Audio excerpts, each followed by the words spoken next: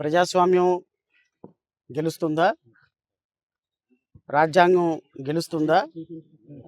మనిషి స్వేచ్ఛ గెలుస్తుందా లేదా అనేది ఇంకొంచెం సేపట్లో తెలిసిపోతుంది. గౌరవ న్యాయమూర్తి గారు చాలా సుదీర్ఘమైనటువంటి వాదనలు విన్నారు. ఈరోజు రావణ్ణి మళ్ళా 4వ కేసులో పాయికరాపేట పోలీసులు అరెస్ట్ చేశారు. ఈరోజు ఎలమంచిలి కోర్టులో ప్రొడ్యూస్ చేశారు.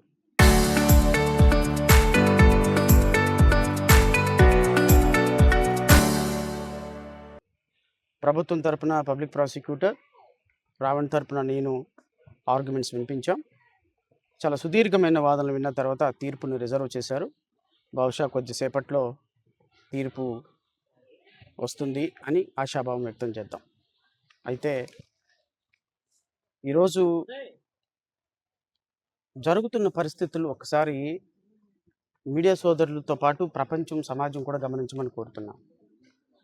ఒక వ్యక్తికి మాట్లాడే స్వేచ్ఛ ఉంటుంది.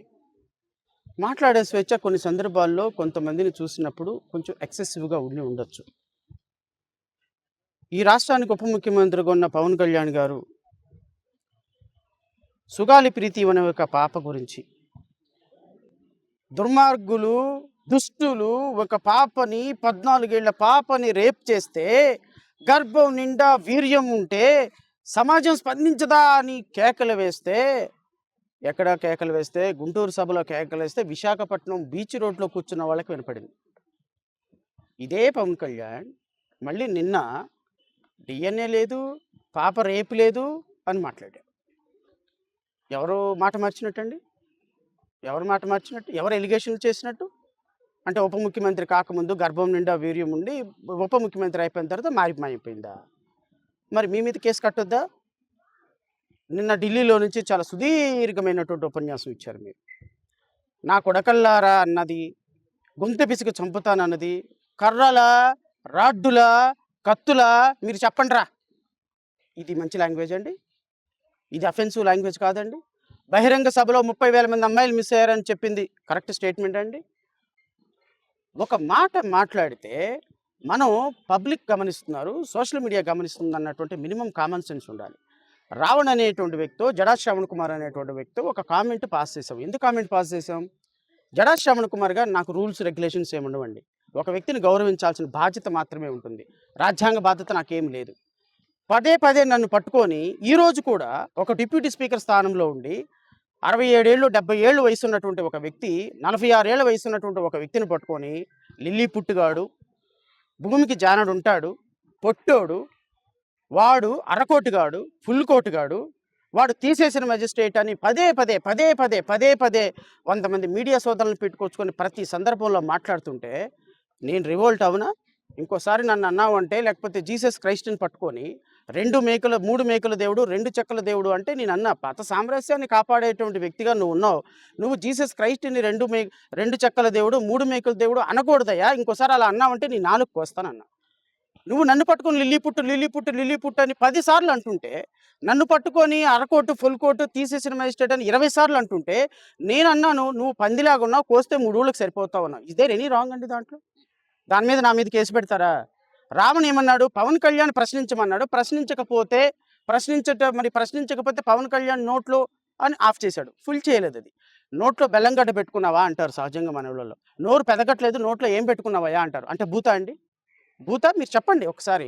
అసంపూర్తిగా వదిలేసినటువంటి వర్డు అది మీ ఇష్టం వచ్చినట్టు ఫిల్ చేసుకొని అతని మీద కేసు పెట్టి స్టేషన్ తిప్పుతున్నారే, ఊరు తిప్పుతున్నారే, ప్రతి పోలీస్ స్టేషన్ చూపిస్తున్నారే. ఈరోజు రావణ్ అనేటువంటి ఒక యూట్యూబరు ఏం దేశద్రోహం చేశాడు? ఒక పవన్ కళ్యాణ్ మీద మాట్లాడటం తప్ప ఒక అరెస్ట్ చేశారు. రైట్, మీకు అధికారం ఉంది, అరెస్ట్ చేశారు. అరెస్ట్ చేసి మీరు ఏం చేయాలి? కోర్టు ముందు ప్రొడ్యూస్ చేయాలి. ఎక్కడండి జన సైనికులు? 100 మంది జన సైనికులు, 1000 మంది జన సైనికులు వచ్చి పోలీస్ స్టేషన్ మీద దాడి చేస్తారా? పోలీస్ స్టేషన్ మీద బడి కొడతారా? పోలీస్ స్టేషన్ మీద బడి కొట్టి వాడిని చంపుతాము, మాకు అప్పచెప్పండి అంటారా? ఇది మీరు గౌరవంగా, మీరు ముఖ్యమంత్రిగా ఉన్న, ఉప ముఖ్యమంత్రిగా ఉన్న రాష్ట్రంలో ఇలా జరిగితే మీకు హోంశాఖ మేము ఇవ్వాలా? హోంశాఖ ప్రజలు ఇవ్వాలా? మీకు 21కి 21 సీట్లు ఇచ్చింది దీనికా? అంటే ఒక రాజకీయ నాయకుడు పబ్లిక్ లైఫ్లోకి వచ్చిన తర్వాత 100 మాటలు వస్తాయి, 100 మంది విమర్శిస్తారు. నువ్వు ప్రజా సమస్యల మీద, ప్రజాక్షేత్రంలో ప్రజల కోసం పనిచేయాలి తప్ప, నువ్వు ఈరోజు నన్ను తిట్టిన వాడి మీద ఈరోజు ఈ స్టేట్ ఎక్స్చర్ ఎంత వేస్ట్ అవుతుందండి? ఈ 4 రోజుల నుంచి రమారమి రావణ్ మీద పోలీస్ వ్యయం ఎంత వేస్ట్ చేశారు, పెట్రోల్ ఎంత ఖర్చు చేశారు, మ్యాన్ పవర్ ఎంత ఖర్చు చేశారు, రమారమి ఒక రిమాండ్కి 50 లక్షల రూపాయలు ఖర్చు చేస్తున్నారు వీళ్ళు. 50 లక్షల రూపాయలు ఈ రోజుకి 2 కోట్ల రూపాయలు కట్టి ఎవరి ధనం అది? ప్రజాధనం. మీరు ఈ ప్రజాధనం 2 కోట్లు ప్రజల కోసం ఖర్చు పెట్టాలి కానీ ఈరోజు మీ పర్సనల్ ఇష్యూస్ మీద మిమ్మల్ని తిట్టినటువంటి వ్యక్తుల మీద ఖర్చు పెడతారా? ఈరోజు నేను పవన్ కళ్యాణ్ అడుగుతున్నా, నువ్వు చెప్పినట్టుగా నువ్వు మాట్లాడినట్టుగా ప్రశ్నిస్తే కేసులు పెట్టమంటే రేపు 2029లో నీ మీద ఏమైపోతారు?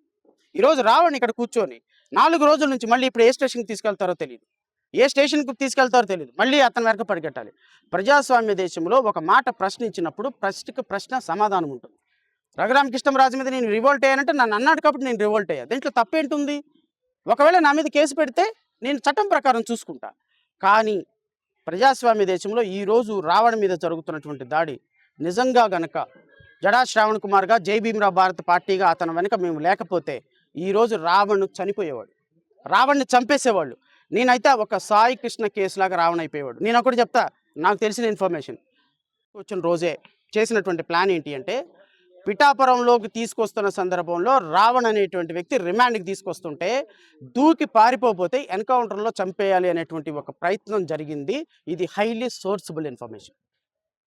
ఇది రాష్ట్రానికి కరెక్ట్ అండి? మొట్టమొదటిసారిగా నాకు తెలిసినప్పటికీ కూడా 2 రోజుల క్రితం తెలిసినప్పటికీ కూడా ఇది కరెక్ట్ కాదు.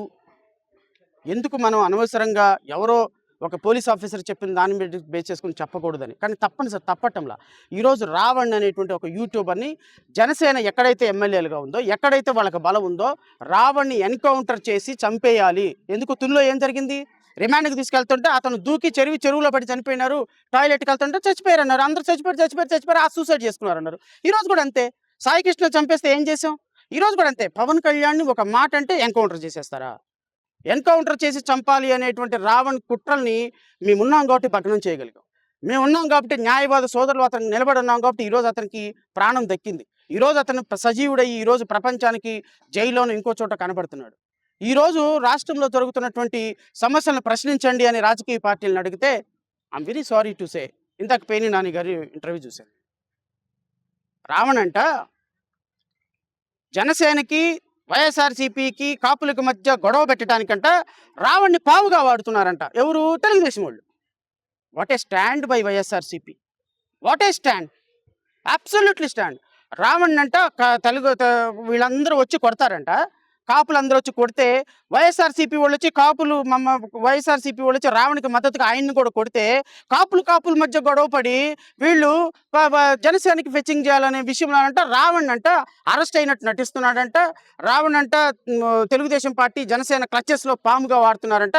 నేనంట వైఎస్ఆర్సీపీ అంటే నేను అడుగుతున్న పేర్ని నాని గారిని, సార్ మిమ్మల్ని కాపులు వెనకేసుకొని వచ్చి జైళ్ళ మీద పడి మీ కార్యకర్తలందరూ కూడా జనసేన కార్యకర్తలతో పోటీపడి గుద్ది కొట్టుకొని మిమ్మల్ని ఎవరు రోడ్ల మీద పడి కొట్టమని అడగటం లేదు సార్ మీ పార్టీని.